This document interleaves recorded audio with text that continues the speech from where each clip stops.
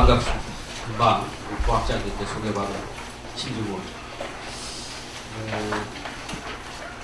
아주 제가 뭐 수미정사 정문 우리 회주 스님께서 인천에서 아주 불사를 많이 하시고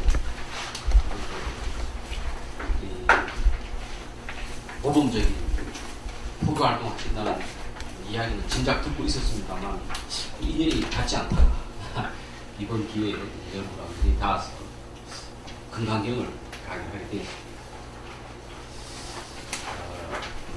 제가 수미정사뿐만 아니라 서울의 뭐 조계사라든지 또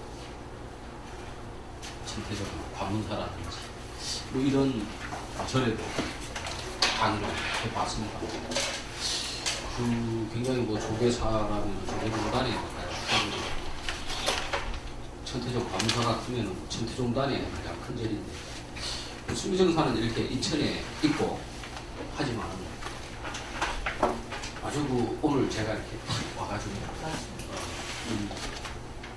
강사를 강사께 인사하는 법이나 모든 일이가 이렇게 엄정한 불교대학 처음인 것 같습니다. 마음이 좀 부담이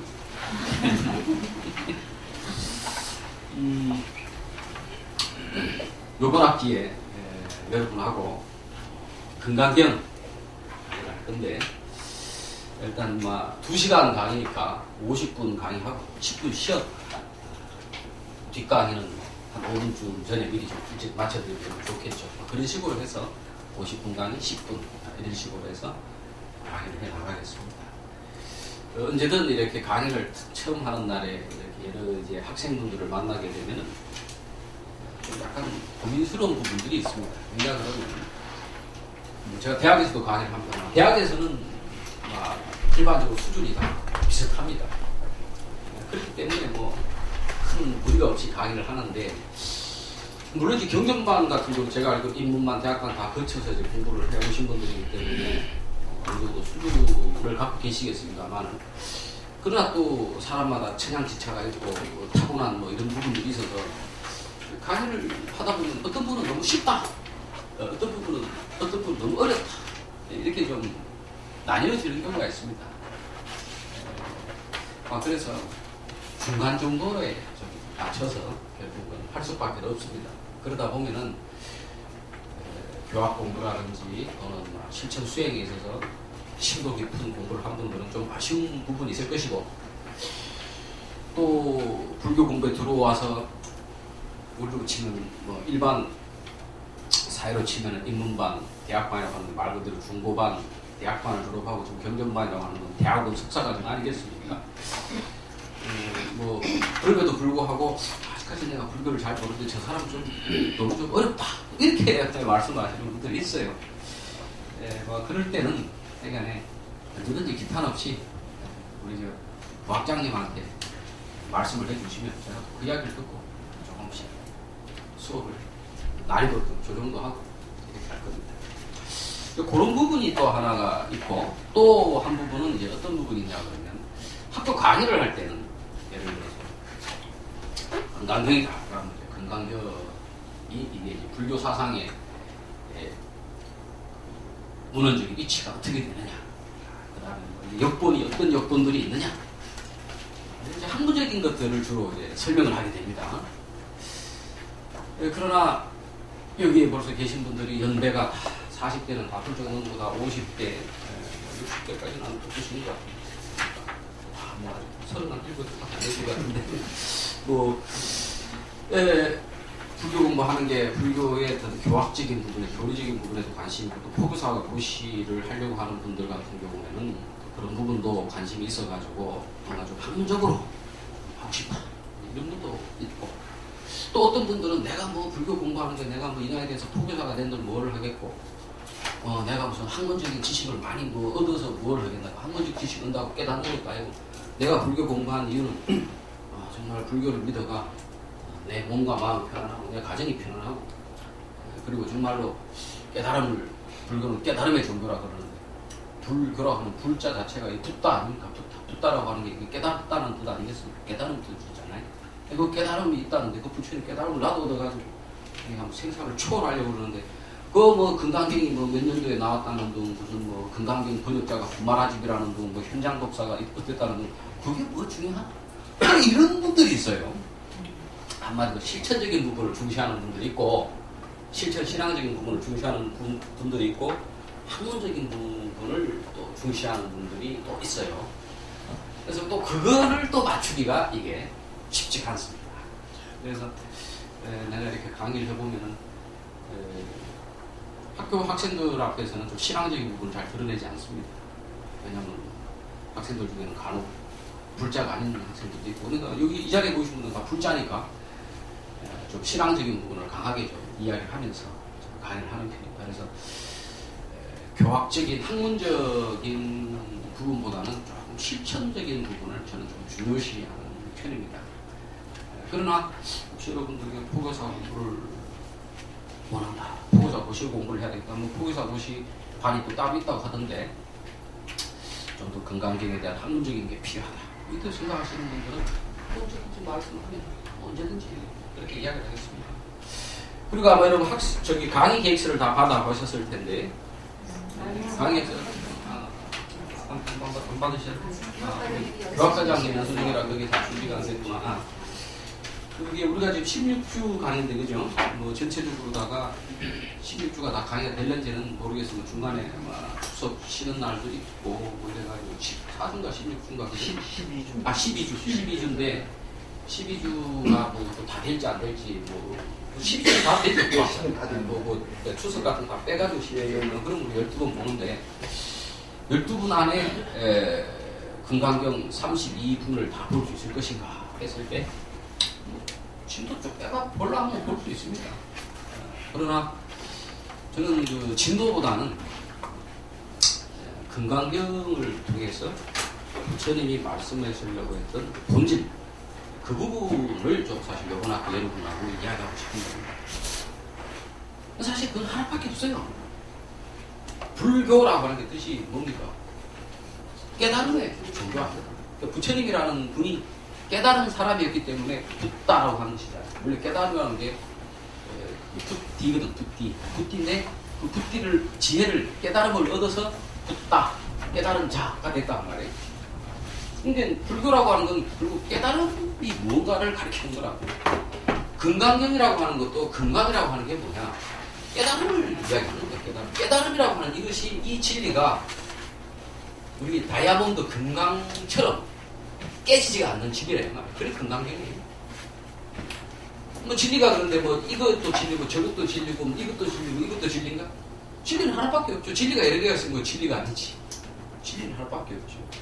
그래서 금강경이 32분으로 나눠져 있지만 결국에 가르치는 건 하나입니다. 하나예요. 그래서 진도를 끝까지 나가야 됩니다. 진도를 중간에 그만두고 핵심은 그 하나 금강의 진리 그것만을 깨치면 정말 좋고 못 깨치더라도 그게 진리를 이해를 하시게 되면은 여러분이 그게 인을 심었으니까 나중에 어떤 연이 탁 오면 그 인과 연이 탁 결합해서 깨달음이라는 화가 탁 일어난단 말이죠. 그래서 바로 그거 금강이라고 하는 거, 이 금강의 인을 여러분에게 심어드리려고 하는 것입니다. 만약에 여러분이 연이 됐다 하면 인연이 만나서 이번 학기 안에서 바로 발을 얻을 수 있을 것이고 바로 깨달을 수 있을 것이고 뭐 불교를 가르치고 공부를 하다 보면은 제가 조금 좀 안타깝게 생각하는 게 있습니다.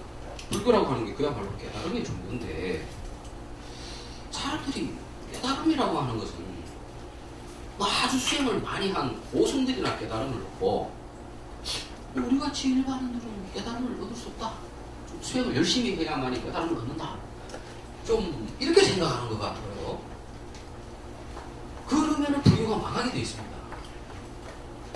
불교라고 하는 것은 말 그대로 깨달음의 종류잖아요. 그러니까 너도 깨닫고 나도 깨닫고 깨달음을 쉽게 깨달아야지 세세생 공부를 해가 깨닫는다 그러면 그 어려움을 누가 하겠습니까? 고행 난행을 하고 부처님처럼 뭐 히말라야 산에서 뭐 가시던 분들 막 뒹굴고 뭐 1년 365일 중에 364일을 굶고 이래가 깨닫는다 하면은 내 같아도 불교 공부 안 합니다. 그냥 간단하게 예수님 믿고 그냥 구원받으면 그래서 깨달음이라고 하는 것은 쉬운 것도 아니지만 그렇다고 해서 우리가 금생에 이루지 못할 것도 아닙니다. 예를 들어서 지금 이제 출가한 지가 한 25년쯤 된데 고향 친구가 있습니다. 이 친구가 25살 때쯤에 견성을 한 것 같아요. 그때는 뭐 잘 모르는데 지금 생각해보니 그런 것 같아요. 이 친구가 그저 25, 제가 원래 고향이 울산인데 고향 친구인데 그 울산에 그 지금 저 안양에 가면 한마음 서로 옛날에 지금 돌아가셨는데 대행 스님이라고 아주 기분이 큰 스님, 도인 스님이 계셨습니다. 그래가지고 이제 전국에다가 이제 지부가 많이 있었어요. 울산에도 그 지부가 있었습니다. 그래가지고 그 울산 지부에 청년 회장을 그 친구가 했어요. 그래가 이 친구가 이제 불신이 깊습니다.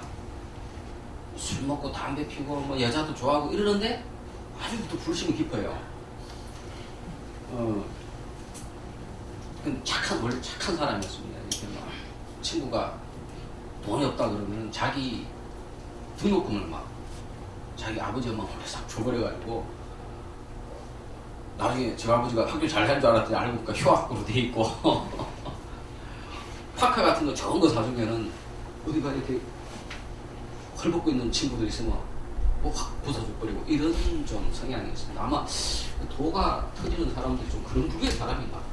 근데 한량입니다. 술도 잘 먹고 담배도 잘 피고 뭐 여자 친구 특히 좋아하고 그래서 그 당시에 결혼을 약속했던 애인도 있었는데 저하고 아주 막역한 친구. 대행 스님한테 가가지고 물어본 거예요. 아니 스님은 주인공에게 맡겨라. 주인공에게 맡겨라. 그런 이야기를 하시는데 대행 스님이 그런 말씀을 하셨어요. 사람 지 마음 갖고 일을 이룰 수가 없다는 거예요. 우리 참나가 있다. 참나가 뭐냐? 근데 그거를 주인공이라고 그랬어요. 주인공. 근데 이제 그 주인공을 우리가 보통 주인공 이렇게 쓰거든요. 이 양반은 이제 이렇게 쓰셨다. 주인공. 이 맞는 말이지. 근데 이제 우리 친구가 그 청년회장 생활하면서 그 울산에서 주말마다 그 큰 스님 법문을 들으러 자기 모친도 아주 불신이 깊어요. 자기 모친을 이제 모시고 법문을 들으러 다니면서 이제 질문 시간에 그 스님은 주인공이라고 말씀을 하시는데 대체 주인공이 뭡니까? 이렇게 물으니까 또 다 궁금하죠. 여러분 다 궁금할 겁니다. 여러분들 불교 공부를 하는 사람 같으면 도대체 주인공이 뭔지, 참나가 뭔지, 그 자성이 뭔지 그걸 알면은 견성을 해가 도인이 된다는데, 견성 도인이 되고 견성 성불을 한다는데, 그것만 알면 불교를 끝 아닙니까? 그냥 불교라는 게 깨달음의 종교, 불다의 교리 가르치니까 그것만 알면 한 방에 다 끝나는데 뭐. 그냥 이제 큰 스님이 씩 웃으시면서 조만간 알게 될 때가 있을 거예요. 곧 때가 다 됐어요. 그러더라는 거예요.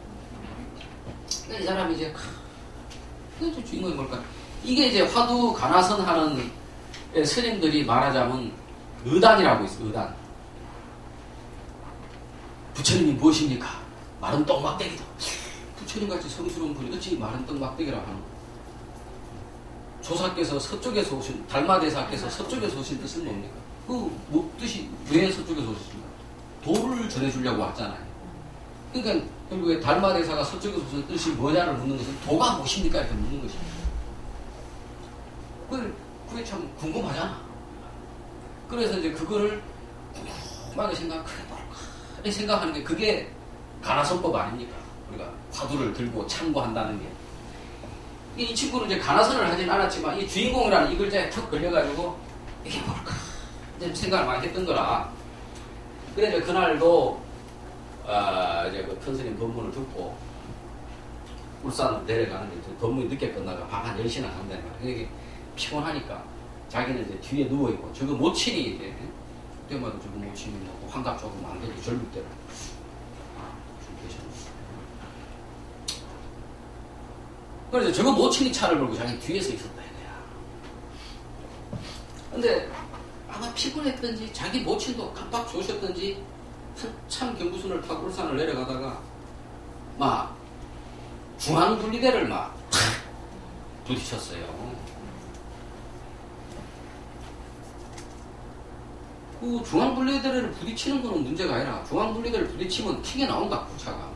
그러면 옆에 차가 있으면 그거에 부딪혀가지고 이게 큰 사고가 나는 거라고. 그러니까 이 친구가 뒤에 누워서 자기 그때 거의 잠이 들어 있었는데 나중에 이제 내가 그 친구한테 들은 이야기. 자기도 모르게 몸이 뻘떡 일어나더니 자기 모친 그 핸들을 뒤에서 이렇게 잡았다. 그리고 그 짧은 순간에 이게 옆으로 튀면 뒤에서 오는 차에 죽는다. 계속 박았다.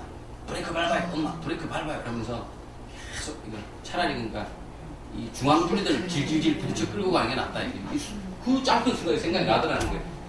그러면서 그때 해봐야 뭐 우리 뭐 나이 한 27, 8대인데 그때 살아왔던 한 30년의 인생이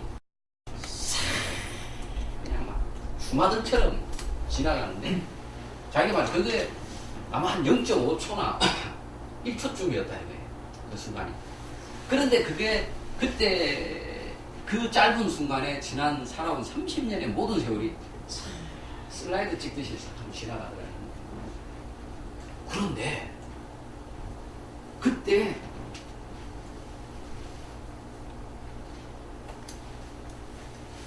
주인공이 딱 알겠대. 주인공이 뭔지 그때 딱 알겠대라는 거예요. 그렇다고 해서 여러분 교통사고 내면 안 됩니다.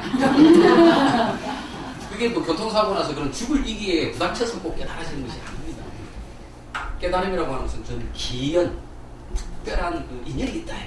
그래서 여러분 이렇게 와가지고 불법 공부를 함으로써 여러분 그 인을 심었습니다. 인. 근데 인은 인만 갖고 되지 않습니다. 연이 만나져야 화가 발생합니다.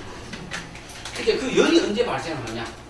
그것은 이제 내가 계속 이제 좋은 연을 만들려고 노력을 해야지. 노력을 하다 보면 어느 순간 인과연이 탁 맞으면 화가 탁. 근데 그 친구가 이제 그때 말하자면 그 인과연이 탁 맞으면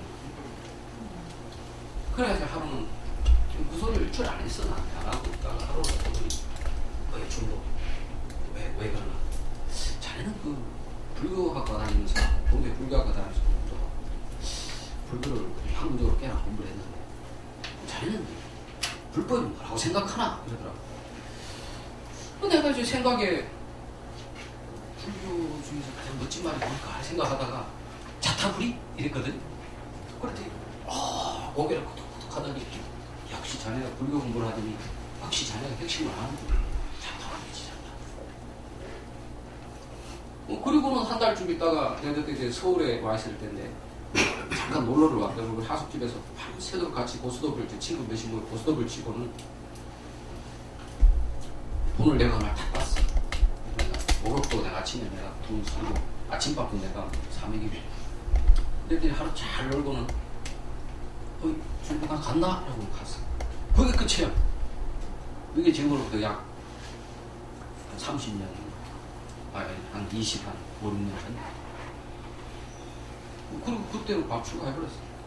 그때 아마 내 생각에 친구 마지막 세속의 정리를 끊어준다고 와가지고 맞긴 한데 근데 지금 자기 축간다 소리는 안 해. 그래가지고 자기 그때 7년, 8년 사귄 결혼 날짜까지 잡은 그 여자친구도 놔두고 가버렸어. 그 친구가 나중에 내가 이제 들은 이야기인데 그 아버지 엄마가 큰 스님 된 거를 어떻게든 다시 환속을 시키려고 노력을 많이 했을 거야. 그래가지고 딴 거는 꼼짝도 안 하는데 너를 사랑하던 그 아무개 양이 아직도 너를 생각하면서 밤마다 운단다 그 소리를 하면 닭똥 같은 눈물을 툭 흘리는 게 딴 데는 꿈쩍도 안 하는데 그 옛날부터 여자로 좋아했어. 우리가 인생을 살다 보면 사람 제일 괴롭히는 게 이 남녀간의 정이 이거 끊기가 어렵어. 정말 끊기가 어렵어. 돈을 많이 닦은 도인들도 남녀간의 정. 돈은 막까지 그거 없어도 되는데 이 정 끊기는 참 어렵습니다. 근데 요즘에는 이 사람 인생에 보면 가장 큰 두 가지 문제가 돈하고 정이거든.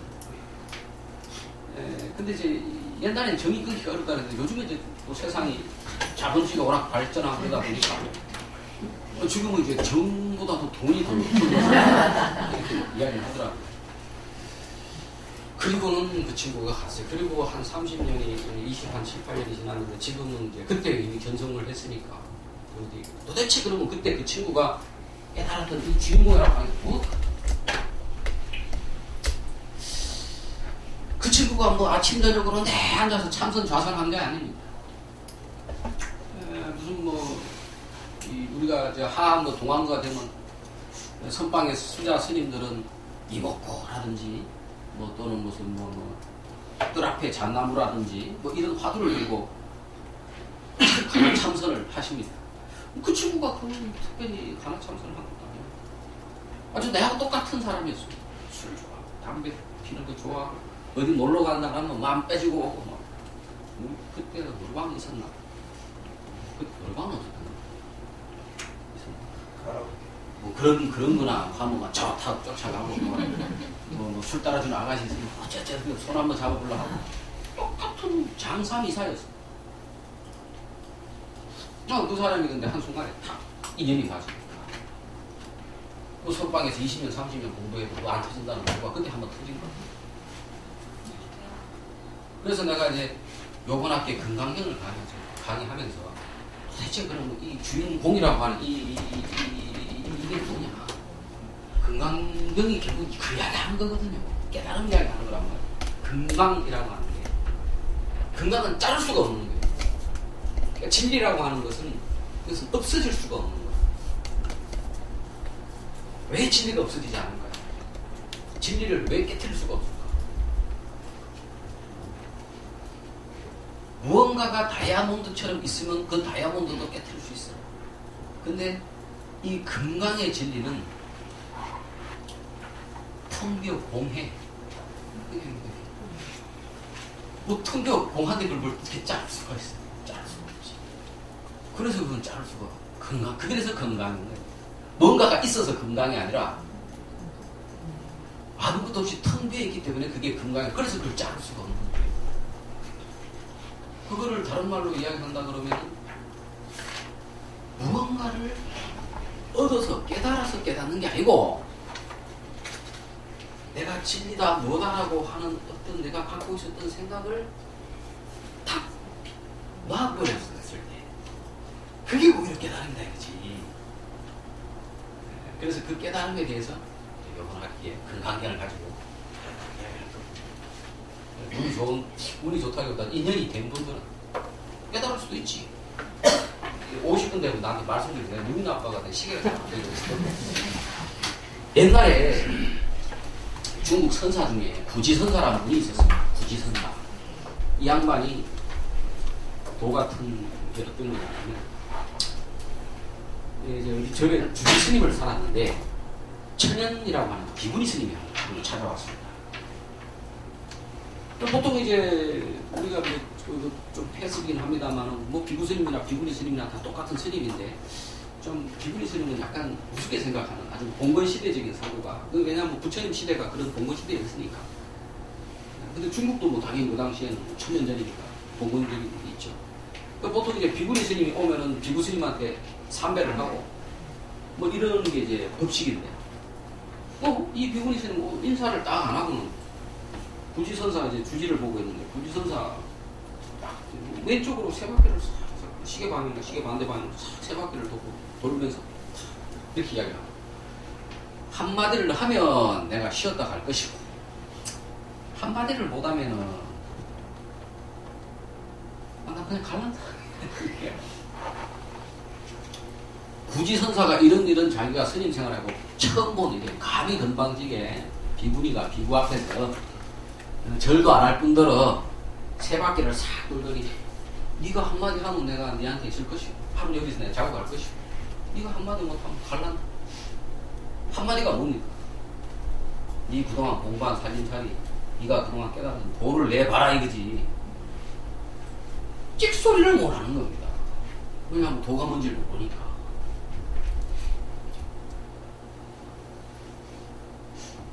그러니까는 그 천연이라는 그 비구니 스님이 지팡이를 톡톡 치는 갑을 헤이! 이라고 갑을 개망신을 당한 거죠. 개망신을. 그래가지고 막 분발심이 난 거예요. 이 구지선사가. 야, 내가 이 비구니 스님한테 이렇게 내가 망신을 당하나? 내가 그동안 글자 공부하고 뭐 나름대로 참선 공부한다는 게 다 이것보다 내가 이거 먼저 깨닫고 난 다음에 뭘 해도 해야 되겠다. 왜냐면 불교라고 깨달음이거든. 불교는 깨달음입니다. 왜? 불이라는 게 깨달음이라는 뜻이잖아. 깨달음의 가르침, 그게 불교라고. 그러니까 아무리 우리가 많은 지식을 얻고 건강경에 대해서 달달달달 뭐 알고 법화경에 대해서 달달달달 알고 막 아침 저녁으로 수행을 하고 하루에 뭐 새벽 예불, 사시 예불, 저녁 예불, 예불을 내리드려도 깍지를 못하고 있으면 이게 불교 물론 그것도 다 의미가 있죠.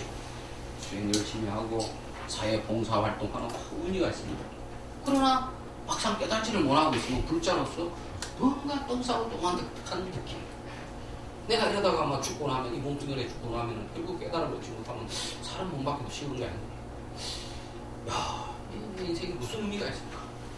모르겠어요. 여러분은 그냥 불교를 아니 뭐 적당하게 사회 봉사도 하고 내 마음 편하게 이 정도로 내 불교를 믿을란다 이렇게 생각하시는 분도 있을는지는 모르겠어요. 저 같은 경우는 그렇지 않아요. 저 같은 경우는 17살 때 처음 들 때부터 내가 불교 공부를 하고 깨달아봐야 된다 생각하고 내가 그래서 불교대학도 갔고 석사 박사까지 받아서 오늘날까지 와가지고 여러분한테 강의까지 하는 사람이 됐단 말이야. 근데 못 깨달으면 내 인생이 헛된 인생이 되거든요. 난 그 불안해. 깨닫지 못할까. 구지선사도 마찬가지였다는 말을 해가지고 야, 내가 이 스님이나 돼가지고 부처님 밥을 이렇게 얻어먹고 살았는데 내가 깨닫지 못해가지고 이 비구니 스님한테 이런 예망신을 당한 거야. 그래가지고 자기 아는 선사를 한 분 찾아갑니다. 선사를 찾아가서 내가 여차저차하게 망신을 당한 일이 있는데 내가 어찌 공부를 하면 좋겠습니까? 그러니까 그 스님도 골때리는 스님인데 그래 보더니 만약에 나한테 그 비구니 스님이 왔더라 나는 이렇게 했겠네. 딱 이렇게. 이렇게 잘못하면 큰일 납니다. 이렇게 했겠네. 그런데 구지선사가 그때 인연이 딱 맞아떨어져요. 이 뜻을 그때 탁 알은 거예요. 아, 그렇군요. 그거부터 구지선사가 이제 강의한 게 틀려졌지. 도를 알았습니다. 그전에는 뭐 글자로서 설명을 한다라면 이제 진리를 그대로 가르치게 되지. 그 진리를 어떻게 가르치느냐? 자기가 여기서 깨달았으니까 도가 무엇입니까? 조사께서 서쪽에서 오신 뜻은 무엇입니까? 이것만 아는 거야. 이건 이야기를 아마 여러분 다 들었을 거예요. 이 구지선사 이야기는 워낙 유명한 이야기니까 아마 여러분 다 들었을 거예요. 근데 지금 제자가 하나 있어. 제자가 하나 있는데 뭐 자기 스스로 보니까 뭐 도가 뭡니까 이래도 해야지 뭐 발마가 서쪽에서 오신 뜻이 뭡니까 이래도 이러지 뭐 진리가 뭡니까 이래도 이러지 참 진리가 쉽네. 도가 쉽네. 그래가지고 어느 날 스승이 없을 때 어떤 신도가 한번 찾아올 거예요. 그래가지고 스승님 계시나? 아이고 안 계시는데 지금 같으면 우리가 뭐 조계종 종종 스님을 만나 뵐래도 그냥 뭐 날짜만 잡아 쫓아가면 되잖아. 그때는 뭐 한 번씩 큰 스님 만나기 쉬운 시절이 아니라고. 중국이 땅이 얼마나 넓습니까? 뭐 이거 너무 답답한 거야. 그럼 그 스님 큰 스님께서는 도가 무엇입니까? 물으면 뭐라고 대답을 하시던가요? 이렇게 물어보는 거예요. 아, 그거 간단하게 내가 알려드릴게. 먼 데서 오셨는데 그 정도는 알려드려. 이겁니다. 그런데 인연이 맞는 사람은 꼭 구지선사가 이걸 하지 않아도 그 도를 깨닫지 못한 제자가 그렇게 해도 하고 압니다. 하고 안다고 깨닫는다고 인연이 딱 맞으면 그럼 그저 깨달아버린 거야. 그리고 아주 막 기뻐하면서 고마워하면서 큰 스님 오시면 아주 고맙다 소리를 전해다오 그렇게 이야기하면서 갔어요. 큰 스님이 왔지. 그래서 큰 스님한테 제가 자랑을 하는 겁니다. 내가 도가 뭐냐고 이래 했더니 그 사람이 깨달았다. 그 다음 이제 이야기가 있습니다. 그 다음 이야기는 뭐 손가락 자르고 하는 뭐 그런 이야기인데 그런 이야기들이 다 진짜인지 거짓말인지 알 수는 없습니다만은 내가 뭐 도에 대해서도 설명을 하려고 그 이야기를 하는 것이 아니라 여기 앞에 서 있는 이 사람이 비록 부지선사가 못되고 부지선사의 제작밖에는 못됐더라도 내가 이 내미는 이 손가락 하나에 여러분이 이번 학기 안에 인연에 맞을 깨달을 수 있다. 깨달은 큰 스님이 법문하는 데서만 내가 깨닫는 것도 아니에요. 깨달은 분들 그 인연을 들어보면 타자 치다가 타자의 소리에 하고 깨달은 사람도 있을 거라 하면은 밥 먹다가도 돌 딱 씹어가지고 깨달은 사람도 있고 과거의 선사들을 보면은 밭에서 돌 고르다가 돌 탁 뒤로 던졌는데 그게 나무에 딱 부닥치는 소리 들으면서 깨달은 사람도 있는가 하면 심지어 어떤 사람은 복사꽃 요래 피었는 거 보고 하고 깨달은 사람도 있고 유명한 영화 시중에 영화 시중이라고 하는 선문답이 있죠. 하루는 부처님께서 법문하러 오셨는데 법문 안 하시고 연꽃이 하나 떨어지길래 씩 들었더니 가섭존자가 그걸 보더니 씩 들어있는 거예요. 그래서 영화 우리가 시중이라고 영화 미소라고 하죠. 그러니까 부처님께서 무상 실상 직지 인심 어느 도단에 이 법을 너에게 가서 너에게 전해주노라. 그래서 선법이 거기서부터 전해졌다는 거예요. 물론 이제 아마도 선종에서 만든 이야기겠지. 전설적인 이야기겠지만 이와 같이 우리가 깨닫는다라고 하는 것은 인이 어느 날 여기 탁 만나 깨달아지는 거죠. 깨달음이라고 하는 것은 수행을 많이 했다고 깨달아지는 것도 아닙니다. 나쁜 놈이라고 못 깨닫는 것도 아닙니다. 왜? 깨달음이라고 하는 것은 진리인데 진리를 깨닫는 건데 이 진리라고 하는 게 보세요. 진리가 부처님 불상에만 딱 우리 집 화장실 내가 싼 똥에는 진리가 없다 하면 그것이 진리겠어. 내가 아침 저녁 예불 할 때만 그게 진리. 내가 우리 마누라하고 밤에 이불 한번 덮어볼까? 이럴 때 만약 진리가 없다, 유교계에 사로잡혀 있는 그때 만약에 진리가 없다 한다면 그게 진리겠습니까? 진리라고 하는 것은 늘상 있는 겁니다. 늘상. 언제 어느 곳이나 늘상 있어요. 그러니까 그거를 딱 깨닫기만 하면 된다고. 진리가 어디 딴 데 멀리 있어가지고 우리가 그걸 찾아서 가야 된다. 티켓도 사고 뭐 버스도 타야 되고 배낭도 짊어지고 뭐 산등성에 올라가가 진리를 찾겠지만 진리가 그렇지 않단 말이에요. 진리라고 하는 것이 진리인 것은 늘상 있기 때문에 어떤 순간에는 있기 때문에 근데 다만 그걸 우리가 모르고 있다 뿐이지. 그러니까 탁 깨달으면 되는 수행하고 탁 깨달으면 부처님이 가르친 법이 그 깨달은 거예요. 그것을 가장 본질적으로 핵심적으로 이야기해줬던 것이 바로 선종입니다. 선종. 불교 중에 불교도 여러 교파가 있잖아요. 네. 화엄종도 있고 천태종도 있고 소승불교도 있고 대승불교도 있고 대승불교 중에서 뭐 여러 가지 화엄종, 도파종 뭐 많이 있는데 그 중에서 부처님의 바로 그와 같은 딱 깨달음, 불이라고 하는 것을 그대로 딱 찔러서 이야기해 준 게 그게 선이 됩니다. 선. 그게 지금으로부터 약 한 1300~400년 전에 육조 해능대사라고 하는 양반이 처음에 그 돈법의 이치 문득 깨닫는다. 돈오라고 하는 건 문득 깨닫는다. 그 돈오의 이치를 깨달아서 돈오를 하셔서 그 법을 제자들한테 내려줬어요. 그것이 오늘날까지 우리나라 한국 불교 조계종까지 내려왔단 말이에요. 조계라고 하는 것이 우리가 육조 해능대사가 살던 산이 조계산입니다. 그래서 그 조계 이름을 따가 조계종이라고 부르는 거거든요. 육조 해능의 그 돈법, 깨닫는 법을 우리는 따르고 있다면 한국 불교는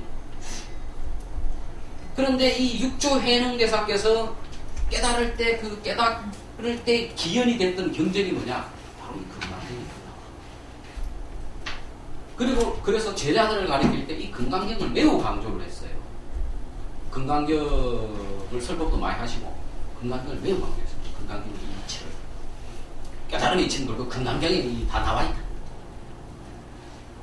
그래서 육조 해능대사의 뜻을 따르고 있는 우리 대한불교 조계종에서 또는 뭐 꼭 대한불교 조계종 아니고 다른 종파에서도 선을 한다 하면은 이 금강경을 매우 존중하고 있죠. 그래서 대한불교 조계종의 소위경전, 즉 우리 종단이 의지하는 바의 경전이 바로 이 금강경입니다.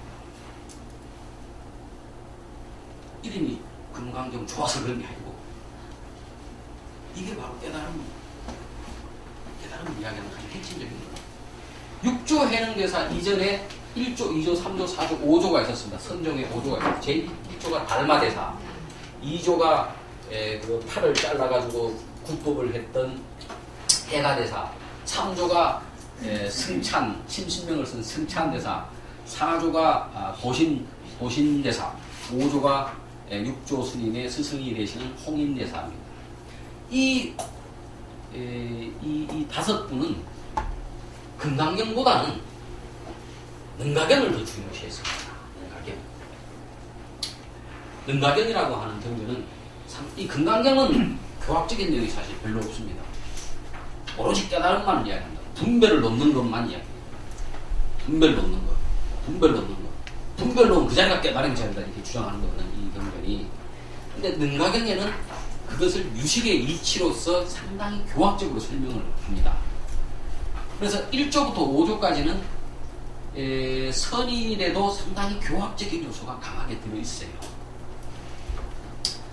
이제 혹시 선종사에 관심 있는 사람들은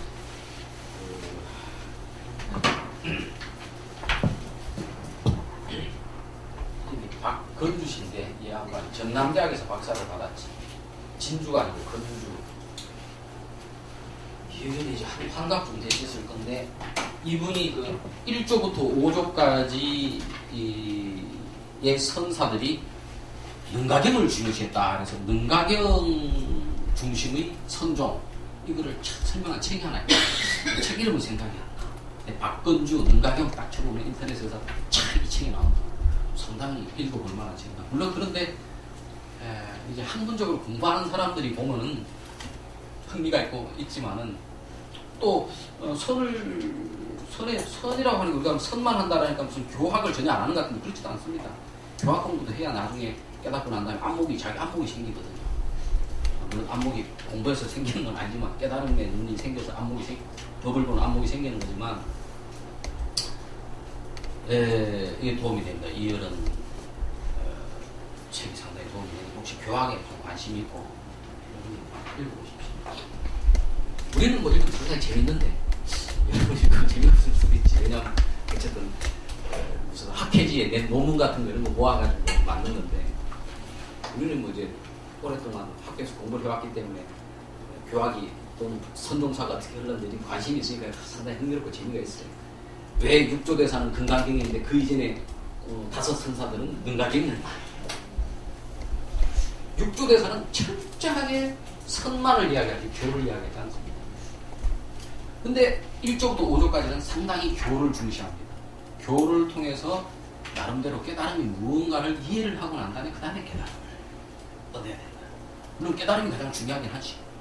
근데 교학적인 거를 좀 중시를 했는데 6조 해능대사는 깨달음만 견성만이 중요한 거지. 나머지 건 다 망상이다. 글자로 보면 망상이다. 그러면서 금강경을 내세운다. 금강경은 일체의 분들을 다 깨트려버립니다. 금강이 깨지지 않는다라고 하는 의미도 있지만 이 금강의 진리로 일체의 분별을 깨트려버린다. 금강이라고 하는 다이아몬드 우리가 다이아몬드 그거를 뭐라 하나 금강봉이라 하나 금강저지 금강저로 그냥 때리면 다 부서져 버리는 겁니다. 번뇌든 분별이든 분별이 번뇌지. 분별이 번뇌입니다. 번뇌가 딴 게 번뇌가 아니고 분별, 이거다 저거다 이렇게 분별 판단하는 게 이게 옳은 거다 저게 틀린 거다 이게 맞다 틀리다 이게 내한테 이익이 된다 저게 이익이 안 된다 이 분별 이 분별이 이게 바로 번뇌예요. 이 분별을 한 방에 깨트려 버리는 것이 이 근간이에요. 그래서 이 분별이 싹 없어져 버렸다. 그럼 번뇌가 없어져 버리지. 우리가 깨달았다 깨달지 못했다 이것도 분별입니다. 근데 내가 이미 깨달았다 깨달지 못했다라고 하는 그 분별이 없으면 어떻습니까? 그냥 이대로 그대로지. 진리다 진리가 아니다 분별이잖아. 진리라는 말도 놔버리고 진리가 아니라는 말도 놔버리고 진리도 그냥 말일 뿐입니다. 깨달은 것도 말일 뿐입니다. 그냥 이거 다지 뭐가 있어요? 뭐가 있냐고. 분별이 있으니까 이 순간에 내가 못 깨달았나 보다 말이 있으니까 그 내가 못 깨달았나 보다 생각하는 거잖아. 내가 중생인가 보다 생각하잖아요. 중생도 놔버리고 부처도 놔버리고 그럼 뭐가 있어 그때?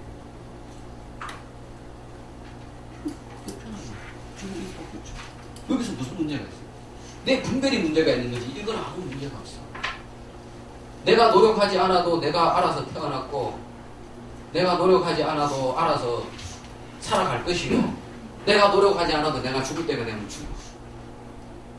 봄이 오면 여름이 오고 여름이 가면 가을이 오고 가을이 오면 태어나면 늙고 병들고 죽고 여기에 무슨 문제가 있어? 아무 문제 없어요. 아무 문제가 없잖아. 무슨 문제가 있어?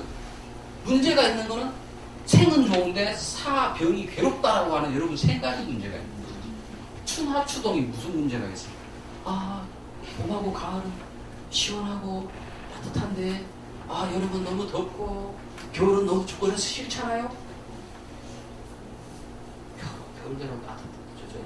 춥지만은 가족들끼리 오손도손 모여서 군고구마도 구워 먹고 이래서 좋고 여름은 덥지만은 새로 사귄 애인과 비키니를 입고 풀장을 갈 수 있어도 좋고 좋잖아. 그런데 사람들은 분별을 내가지고 봄, 가을 좋고 여름, 겨울 싫다는 거야. 그런 생각을 다 놔버려. 좋은 게 뭐가 있고 싫은 게 뭐가 있냐. 뭐가 좋고 뭐가 싫으냐. 그때 그것이 바로 여러분의 본래 능력. 지금 바로 이 자리가 여러분의 본래 능력이에요. 그거를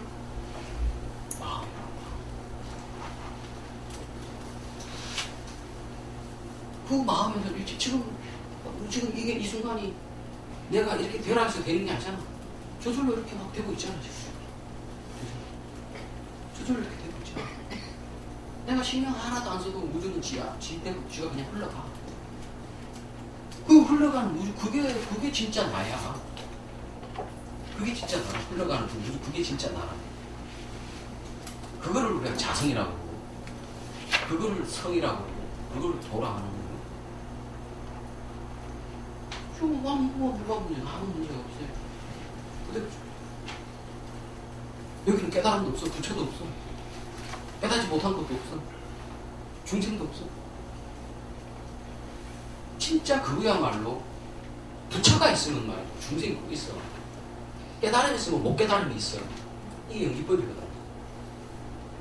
중생도 없어져 버리고 부처도 없어져 버리고 깨닫지 못한 것도 없어져 버리고 깨달음도 없어져 버리고 다 없어져 버렸어. 그런 것들은 다 모르고 내 머릿속에 말, 생각이라 분별이라 그게 다 없어져 버렸어. 그대로 진리라고 그러죠. 진리라고 하는 게 내가 그냥 뭐라고 그랬죠? 늘 내 곁을 떠나지 않고 있는 게 진리라고 그랬잖아. 늘 여러분을 곁을 떠나지 않고 있는 게 뭐가 있어요? 여러분이 몸뚱아리, 여러분 태어나기 전에 없었어요. 여러분 죽고 나면 없어져요. 여러분의 마음 아침 다르고 점심 다르고 저녁 다르고 그러면 뭐가 여러분의 우리 옆에서 여러분 태어나기 전에부터 죽고 난 뒤에도 영원히 여러분 곁에서 여러분 몸뚱아리 여러분은 가더라도 영원히 여러분 옆에 있겠냐. 지금 이 순간이 영원히 지금 이 순간이 지금 찰나는 지금 이 순간에 다음 찰나가 되면 다음 찰나가 지금 이 순간이지 다음 찰나가 되면 지금 이 순간이지. 그런데 있는 건 뭐야? 늘 지금 이 순간만 있잖아. 근데 지금 이 순간이 내가 뭐 특별하게 해가 지금 이 순간이 생기나? 지가 알아서 저절로 생생불식해가고 있다고. 지가 알아서. 지가 알아서 그냥 이렇게 절로 되고 있다고. 그게 참나예요. 그걸 마음이라고 그러는 거예요. 그걸 성자성이라고 그러는 거예요. 그게 진짜 참나. 이 몸뚱아리 내 생각이 참나가 이게 나가 아니야. 그게 참나. 그게 아니고 이거. 그거를 금강경이 설명하고 있습니다. 요번 학기를 통해서 여러분과 내가 이 금강경을 지금 내 말도 학교도 맞는 것 같다 하지만 긴가민가 할 겁니다. 이걸 통해서 내가 확신을 가지고 믿음을 가지고 또 인연이 맞으면 깨달음을 얻을 수 있는 거죠. 내가 비록 굳이 천사처럼 깨닫지는 모르지만 그 제자지만 내가 이걸 탁 하면서 여러분을 깨달을 수 있단 말이야. 인연이 맞으면 내가 비록 굳이 제자밖에 안 되는 사람이지만 그리고 또 여러분이 깨닫다 보면 나도 가르치다가도 나도 깨달을 수가 있는 거야. 가르치다가도 깨달을 수 있는 거야. 그래서 서로 이익이 되는 길로 봅시다. 10분 쉬었다가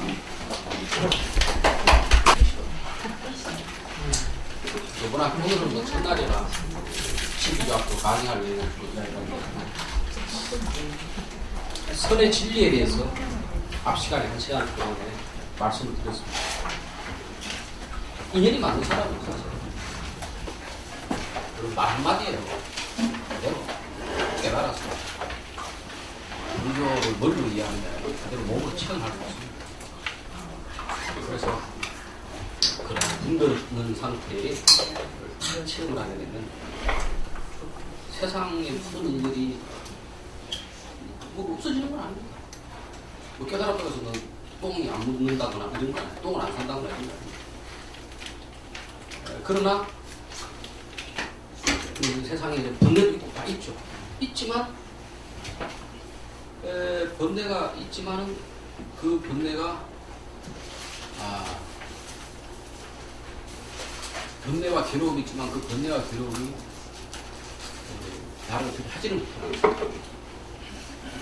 왜냐하면 이미 번뇌하고 분별이 내 속에 없으니까 그냥 텅 빈 자리에 있게 돼요. 그래서 온갖 게 그대로 있지만 나는 그게 물들지 않게 돼요.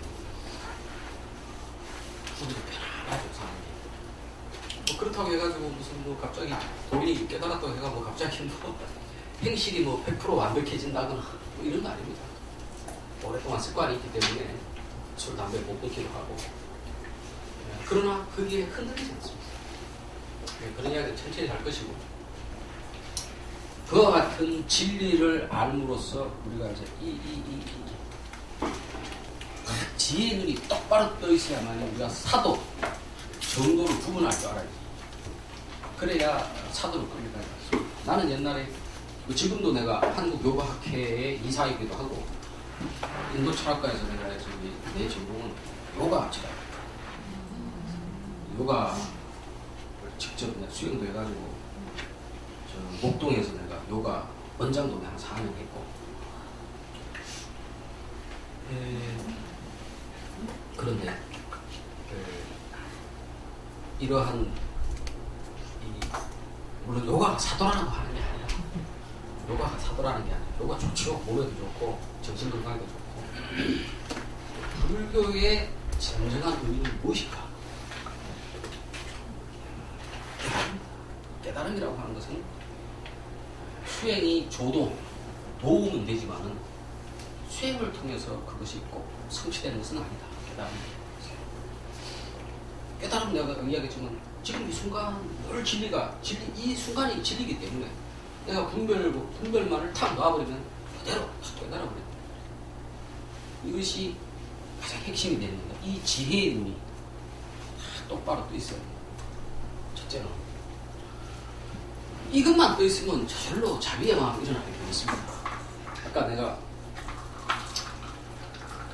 우리 친구가 준보 자네는 불법이 뭐라고 생각하나? 자타불이 이러니까 이제 자네 그 친구가 그 말을 맞다고 했던 것은 그겁니다. 왜냐하면 분별이 없는 상태를 한번 체험을 해봤기 때문에 나다 너다라는 생각이 없는 거예요. 이게 하나거든요. 하나. 근데 이게 자타불이라고 하는 그 말이 맞다 이야기하는 거예요. 근데 그 자타불이 뭐 분별 없는 이거 한 덩어리 이러니까 뭐 또 그런 게 있나 보다 생각하는데 그런 것도 없습니다. 그냥 분별이 없을 뿐입니다. 아무 생각 없다. 아무 생각 없이 아무 생각 없는 그 상태지 뭐 자타불이라고 하는 상태가 또 따로 있는 게 아닙니다. 그 지혜의 눈이 따로 있어야 되고 그리고 그와 같은 지혜의 눈이 있으면 자타불이가 되기 때문에 자연스럽게 남일이 아닙니다. 내일이 남일이고 남일이 내일이고 그렇지만 그리고 남이 고통스러워하는 거 보고 내가 고통스럽겠네? 그렇지도 않습니다. 모든 것은 이 한 자리에서 일어났다 사라졌다 일어났다 사라졌다 하는 거고 영원한 건 이 텅 빈 자리 이것만 영원하기 때문에 그 자리에 딱 있으면 아무리 괴롭고 슬프고 왔다 갔다 해도 흔들림이 없어요. 그러니까 우리가 도 닦으려고 하면 괴롭지 않으십니다. 그러나 그럼에도 불구하고 우리 인간의 행동 다시 분별로 돌아와서 나 너를 나눈 세계 속에서는 고통이 있습니다. 괴로움이 있습니다. 그렇기 때문에 부처님께서 자비를 강조하십니다. 자비. 이 자비를 어떻게 하나할 것인가. 지혜의 눈만 똑바로 떠 있으면 사실은 따로 자비를 하나할 일도 없어요. 지혜의 눈만 똑바로 떠 있으면 그냥 자타불이기 때문에 이 손가락이라고 내가 아닌가 한 몸으로 느껴지지. 그러나 그 깨달음을 줄 때는 이 자비의 마음을 함양시킬 방법이 필요해요. 나는 그래서 어떻게 하느냐. 엄만이 반명 진언을 내가 15분 정도에서 20분 정도 한 20분 정도는 해야 될 것 같아요. 그래야 좀 마음이 좀 움직여. 그리고 좀 마음도 안정되고 엄만이 반명 하면서 이 엄만이 반명 이것이 이 소리가 내 가슴을 탁탁탁탁 친다고 관을 해. 내 가슴 속에 응어리들을 풀어낸다고 내 관을 한다. 그러면 그래서 정말 한 20분을 하면 마음이 촉촉해져. 뭐 마음이 뭐 있겠어. 마음이 뭐 실체 없는데 마음인데 어쨌든 나의 이 감정 덩어리들이 좀 눅눅해지면서 부들부들해져요. 그래서 여러분 살다가 뭐 아무리 도라고 하는 거 분별 없다 번뇌 없다 이런 이야기 해봐야 막상 부닥치면은 내가 그런 도인이 아닌 이상에는 그 부닥치면 괴롭거든. 그럴 때는 이 마음을 안정시키는 방편이 필요하다. 선하는 분들은 그거 다 쓸데없다라고 이야기하지만 내가 봤을 때는 그것도 필요하다. 그래, 오만이 반명. 옛날에 성철 큰 스님께서는 능엄신주가 그걸 하셨지. 능엄신주가 그게 이제 분별을 없애고 깨달음을 얻게 하는 도움이 된다 해가 능엄신주를 하신다 그래요. 나는 이 머리는 이제 깨달음이고 가슴은 엄만이 반명하면서 이 가슴에 응어리진 것들을 엄만이 반명의 그 힘으로 관세음보살 육자 대명왕지는 아닙니다. 관세음보살은 그 자비심의 화신입니다. 자비심 그 자체를 우리가 관세음보살이라고 부르는 거예요. 그 자비심이라고 하는 것은 너와 나 두 배로 나누는 것을 하나로 만드는 거예요. 그게 바로 깨달음입니다. 그것이 내 마음을 치도록 만드는 거지. 그래서 이 감정을 넉넉하게 부들부들하게 막 감정이 꽉 쌓여있으면 인생이 괴로워요. 이게 늘 좀 풀어져 있어요. 감정이 쌓여서 스트레스가 풀리지 않으면 가슴도 답답하고 골반, 이 엉덩이 쪽이 감정이 이게 주로 골반 쪽이 많이 와요. 감정이. 골반, 엉덩이 생식기. 왜냐하면 우리가 살면서 스트레스를 많이 받게 되는데 가장 큰 스트레스는 성적 스트레스. 성적인 스트레스. 왜냐하면 우리가 먹고 자고 이런 것들을 우리가 쉽게 해결할 수 있는데 성적인 스트레스는 이거 사회적인 도덕이 있기 때문에 함부로 이게 스트레스 해소가 안 돼요. 그럼 이게 어디로 가나요? 생식기가 우리가 주로 이쪽에 있잖아요. 이쪽에 에너지가, 그 스트레스 에너지가 쫙 모여요. 우리가 세상사의 많은 일들이 뭐 다른 것 때문에 화난다 생각하면 가만히 생각해보면 성적인 스트레스가 안 풀려가지고 그게 짜증이 되는 게 굉장히 많습니다.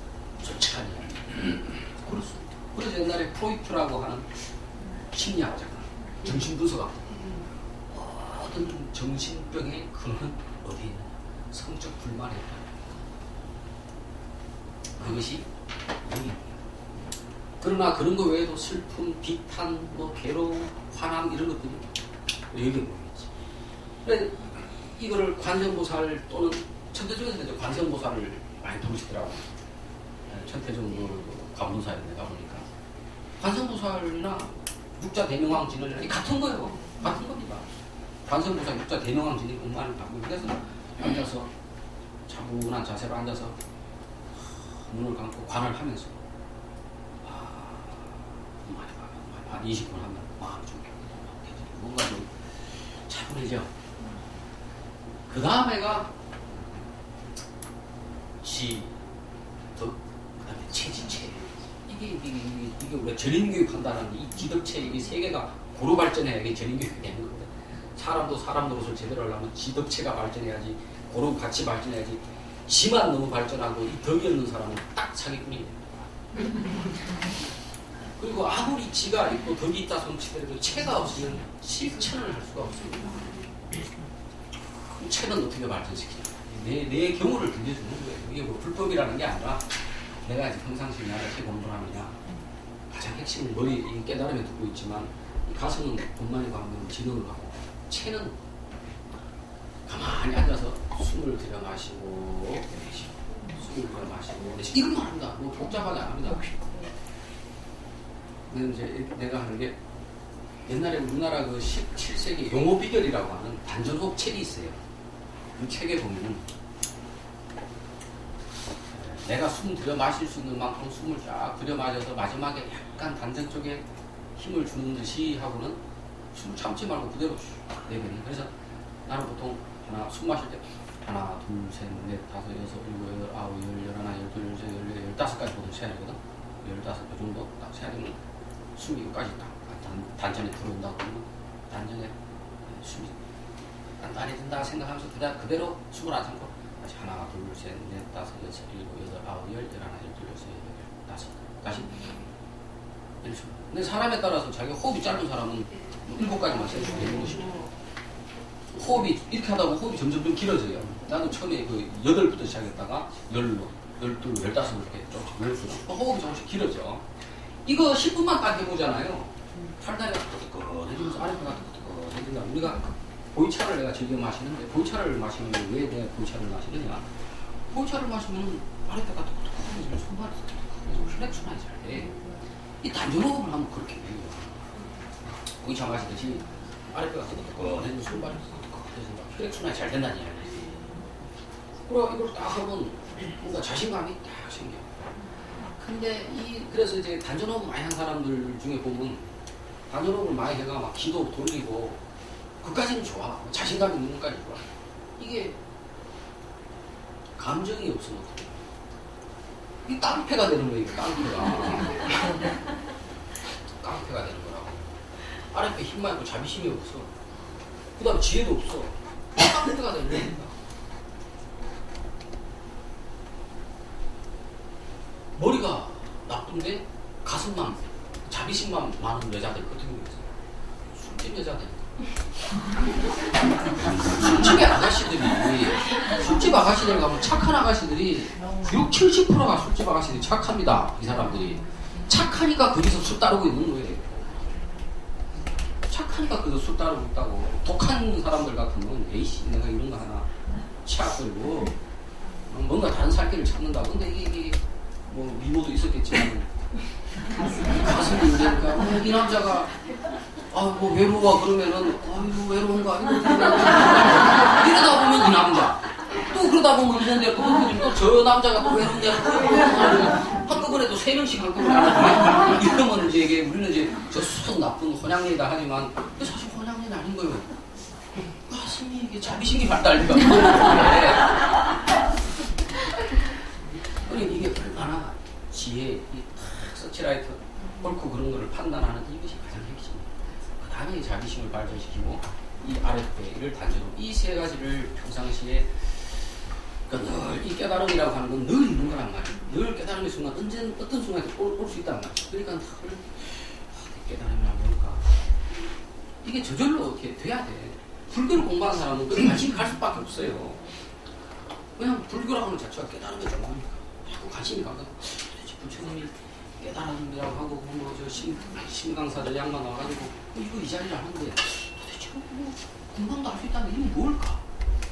다 뭐 깨달은 사람이 뭐 어떤 친구는 운전하다가 사고 나면서 깨달았다는데 나라고 못 깨달고 뭐 있을까? 뭘까? 이 마음이 있으면서 큰 스님들 법문이나 또 선지식 법문을 듣다 보면 오늘 연이 딱 맞아 탁 터져.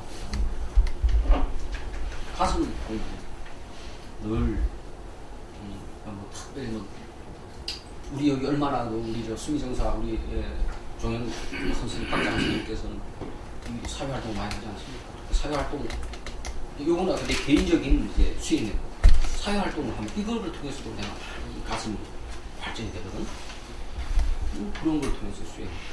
단전호흡 많이 할 것도 없고 한 20분 가슴은 20분 단전은 한 10분 뭐 30분 하루에 30분 뭐 안 해도 돼. 하기 싫으면 안 해도 돼. 안 해도 돼. 뭐 하기 싫으면 안 해도 늘 진리의 순간인데 뭐 따로 뭐 꼭 규칙적으로 그걸 할 필요 없어요. 저도 뭐 아침 저녁 예불을 즐겨 하는데 내가 왜 예불을 즐겨 하는 이유는 내가 원래 저 노래를 좋아합니다. 그러니까 예불을 하는데 노래하는 기분이 들거든. 그래서 내가 참선은 내가 1시간씩 2시간씩 난 도저히 못합니다. 엉덩이가 아파가 원합니다. 죽어도. 그래가 선방에서 10시간씩 하는 수자들 보면 깜짝깜짝 놀라면서 저 사람들은 어떻게 저렇게 잘하나. 그런데 내가 3시간씩은 연불을 합니다. 이제 연불보다 독경을 합니다. 왜 독경을 하면 정구학 진난 술리술의 마마주 타령 비슷한 하고 이 스트레스가 해소가 되거든. 좌선을 해가지고 스트레스가 해소가. 물론 좌선하고 1시간 보통 이제 좌선을 할 때는 1시간 쭉 해야 됩니다. 1시간 쭉 해야 우리가 이제 좌선을 이제 명상을 한다고 하는 것은 정신 집중을 하는 거잖아. 정신 집중을 한다고 하는 것은 이 복잡한 생각이 가라앉는. 이게 우리가 물도 이렇게 어지러운 물, 더러운 물 해놓으면 가라앉는데 시간이 걸리듯이 우리 생각도 똑마찬가지입니다. 이거 가라앉는데 시간이 기본적으로 필요해요. 그게 아주 그 수행이 이제 달통한 사람들은 막 눈을 감으면 바로 자리 된다는 사람도 있어요. 근데 그런 사람들은 아주 훈련이 잘 된 사람이고 보통 사람은 최소 20분. 그래서 내가 이 온만에 밤새 20분 하라. 1시간 좀 하면 아주 좋지. 1시간 하면 참 가라앉지. 나는 1시간 좀 하면 너무 가라앉지. 아무 뭐 생각도 없어. 허무해져. 그래서 나 이제 자선을 잘 안 합니다. 금강경을 잘 안 합니다. 금강경을 읽으면 한 40분. 내가 그래서 이제 여러분한테 공부법을 드렸습니다. 내가 사실은 강의실이 난 이런 게 아니고 법당 마루가 뜯는 줄 알았거든. 그래야 내가 그럼 내가 10분 원만히 반명하고 10분 단전하고 하고 그리고 수업을 할까 이런 생각했어. 그러나 이렇게 됐으니까 할 수 없지 뭐 계속 이대로 많이 해야 되겠죠. 그래서 여러분이 우리가 뭐 요즘 보면 많은 프로그램들이 있습니다. 심리적인 스트레스를 해소하는 프로그램, 명상 프로그램이 있는데 저도 30대에 한 10년 이상을 그런 단체 저런 단체 다니면서 참 돈도 많이 썼습니다. 기천만 원 썼을 겁니다. 뭐 마음 수련원이라는 단체도 있었고 별시하는 단체들이 많습니다. 어떤 분은 뭐 또 무슨 뭐 도교 무슨 파의 뭐 문주인데 그분 밑에 가가지고 뭐 한 달에 60만씩 배우기도 하고 1년 넘게 배우기도 하고 그랬습니다. 진리는 그런 데 있는 게 어떤 특별한 신통이나 특별한 경지에 있는 게 아닙니다. 그냥 이 자리에 늘 있습니다. 진리는. 그걸 다만 우리가 못 깨닫고 있습니다. 그런데 이 진리가 뭔가를 간구하는 마음을 놓치지 않고 늘 있고 시시때때로 법당에 와 법문을 듣고 여러분이 경전을 한 번씩 보고 이러다가 어느 날 연이 탁 맞으면 깨닫고. 그러나 그럼에도 불구하고 우리 가슴이나 이 배가 약하면은 가슴이 약하면은 감정적으로 괴롭고 배가 약하면 육체적으로 괴로워지거든. 그러니까 이 두 가지를 같이 해주면 도움이 된다는 것 뿐이지 이게 핵심은 아니에요. 핵심은 이거예요. 불교는 핵심. 이게 되면 저절로 이게 이루어져요. 그래서 얼마나 할란지는 모르겠습니다만 좀 하십시오. 그렇게 하고 그 다음에 이제 이거 좀 약간 이런 겁주는 이야기이기도 한데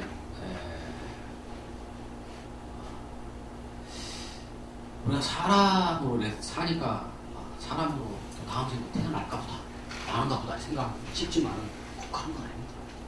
사람은 받기가 쉬운 거 아닙니다. 한평생 뭐 멍멍이 같은 짓만 하고 이랬으면 그 다음 생에 어떻게 되겠습니까? 멍멍이로 태어나는 거예요. 죽으면 몸뚱아리가 없어질 거예요. 영감이에요. 영감은 눈으로 사물을 보는 게 아닙니다. 에너지로 느끼는 거예요. 어떤 에너지에 감흥하느냐? 자기가 평상시에 해왔던 자기 시계에 들어있던 그 에너지와 감흥합니다. 근데 개와 같은 일을 해와 자기의 영가의 에너지가 개와 같은 에너지가 있으면 개의 자궁에서 비치는 그 빛이 아주 자기한테 따뜻하게 느껴지는 거예요. 그걸 갑니다. 자기도 모르게. 꼭 정신을 차리면 개가 죽을 수도 있는데 어떻게 해야 되겠느냐? 아까도 말씀하신 여러분은 이미 이렇게 와서 공부도 불법 공부도 하고 이미 여러분은 부처의 인을 이미 심어놨습니다. 아무리 부처의 인을 심어놨어도 부처님과 열이 닿지를 못하면은 부처님 불자가 되는 과 또는 깨달음을 얻는 과를 얻을 수가 없어요. 그러면 어떻게 해야 되죠? 부처님과 연을 자꾸 만들어 놔야 되겠죠. 부처님하고 연을. 응? 그래야 나중에 부처님이 나를 알아야 저놈이 옛날에 내 제자였는데 이건 개거죽 썼네. 이렇게 개거죽 썼는데 이번 생에는 어떻게 개거죽 하더라도 하다못해 뭐 좀 부잣집에 가면 개로 좀 차를 그 다음 생에 내 개거죽 벗겨주고 부처님의 구원력이라고 하는 것도 물론 우리가 부처님 이런 식으로 이야기하면 사실 불법의 이치에 조금 벗겨난 이야기입니다만 결국에 자기가 스스로 자기가 업을 만들어 자기 업을 만든 거지 부처님이 구원해 주시고 이런 것은 없습니다. 그러나 인연법이 있잖아요. 내가 인을 심어놓고 그것이 연을 만나면 화가 되는 거죠. 부처님의 연을 만들어 놓으면 다음 생에 어디론가 딴 데 가고 싶어도 부처님하고 연이 있기 때문에 부처님하고 연결이 되어 있습니다. 그러니까 다시 부처님하고 이렇게 자꾸 연이 생기게 될 수밖에 없어요. 연을 만들어 놔야 되니까 부처님하고 어떻게 연을 만들어 내느냐? 제일 좋은 게 뭡니까? 삼귀를 늘 하는 겁니다. 삼귀. 부처님께 기여합니다. 부처님 가르침에 기여합니다. 부처님 법 가르치는 천지식에 기여합니다. 늘 기여를 해. 그리고 연을 만들어 놔서 그러면 나중에 불법성 삼보가 되고 저놈이 저게 땡겨주는 거예요. 출세하는 것도 마찬가지. 사회적으로 출세하는 것도 마찬가지 아닌가? 내가 아무리 능력이 있으면 뭐합니까? 우리 선배나 뭐나 우리 학교 선배나 뭐나 연이 있어야 나를 끌어줍니다. 연이 없으면 말이죠. 지 아무리 똑똑한 놈도 성공한 놈을 내가 본 적이 없습니다. 저도 50 조금 넘게 살고 있지만은 출세한 친구들 보면 출세한 놈이나 안 한 놈이 똑똑한 건 또 마찬가지 똑똑합니다. 근데 그 중에 출세한 놈은 선배들이 밀어줍니다. 친구들이 밀어줍니다. 후배들이 밀어줍니다. 그 연이 닿지 않으면 과를 이룰 수가 없어. 그러니까 한평생을 헛되게 그렇다고 헛되게 사는 건 아니지. 사회적으로 출세하는 게 너무 이렇게 중요하겠습니까? 남들 보기에 그저 좋은 거지. 사회적으로 출세하는 만큼 인생사가 더 괴로워하지. 문재인 대통령 됐다고 뭐 좋아할 사람은 있겠지만 본인은 얼마나 괴로웠습니까? 조금만 못하면 박근혜 대통령 마찬가지 아닙니까? 자기 딴에는 뭐 잘못하려고 해서 잘못했겠습니까? 근데 그냥 깔짓 뜯고 뭐 대통령 됐으면 이만한 능력을 보여줘야지. 얼마나 인생이 힘들어집니까? 그것보다는 오히려 사실은 조용하게 자연과 더불어 사는 게 이게 사실 인생의 가장 큰 행복이 아닌가. 근데 이제 개인적인 생각입니다. 사실 번뇌가 없다, 분별이 없다 그러면 자연이든 뭐 도시에 살든 똑같은 거지. 옛날에 내가 모시던 어떤 선생님 한 분 그랬어요. 인도에 가시기 전에 이런 말씀 하시더라고.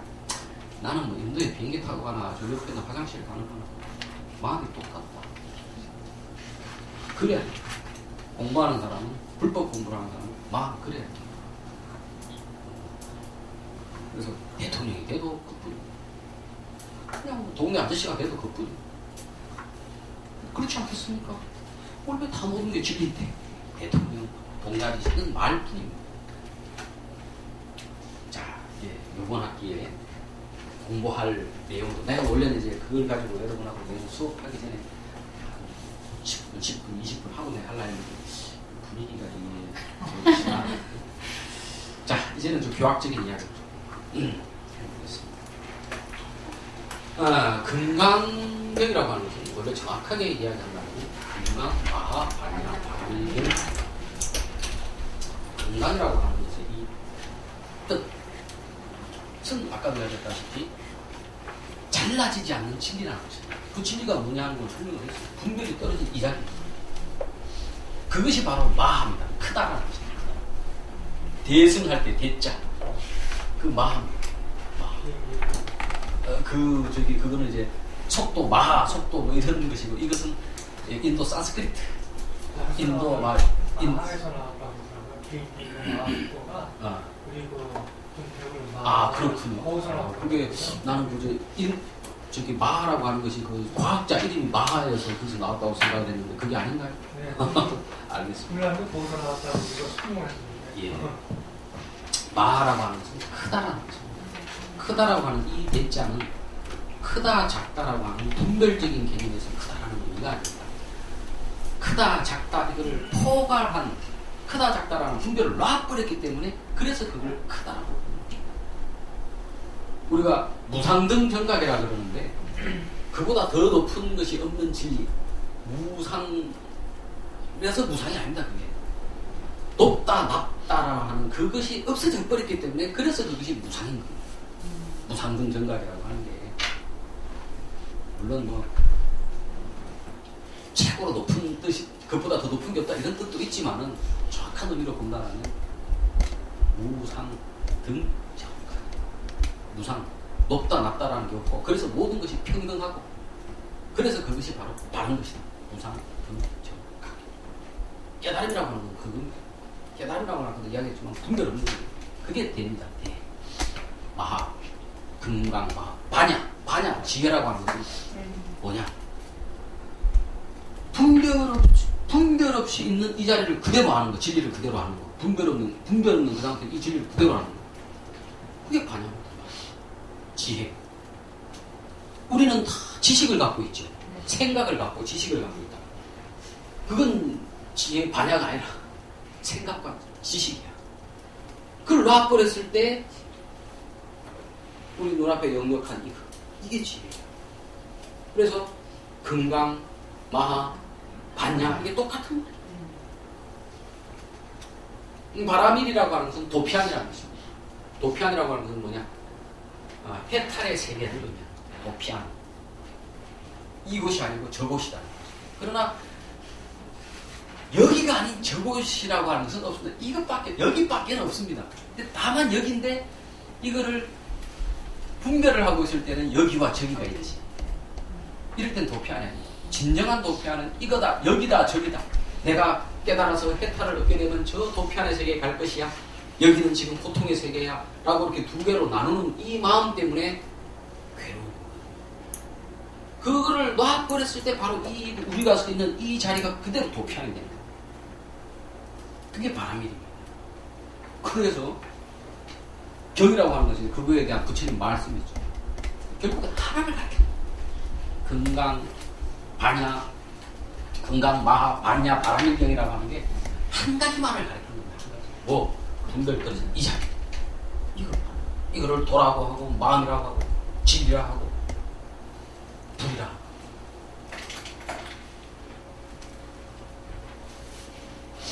우리가 금강경이라고 하는 것은 삼보주 법보에 들어가는 것이죠. 불법승 법에 들어가는 것, 부처님 가르침에 들어가는 것이죠. 원래 불법승 삼보라고 하는 게 역시 그것이 따로따로 우리가 나누니까 불법승인 거지. 부처님이고 부처님의 가르침이며 부처님의 가르침을 따라 깨달음을 얻은 사람들이 결국은 부처님이기 때문에 다 같은 결국 하나 불자로 다 이야기할 수 있습니다만 태어나는다면 우리가 법으로 이야기할 수 있죠. 법에는 경율론 3가지가 있습니다. 법보에는 경율론 3장입니다. 경이라고 하는 것은 부처님의 말씀입니다. 율이라고 하는 것은 부처님의 제자들이 따라야 될 의, 행동, 윤리, 도덕을 이야기하는 것입니다. 논이라고 하는 것은 그와 같은 경과 율에 대한 뒷날의 해석입니다. 뒷날 논사스님들의 해석이죠. 이 경율론 3장이라고 하는 것이 이제 대장경으로 이루어져 있습니다. 대장경으로 이루어져 있는데, 대장경을 우리가 크게 나눠보면, 대장경의 책들을 크게 나눠보면 소승경과 대승경이 있습니다. 소승경을 암경이라고 합니다.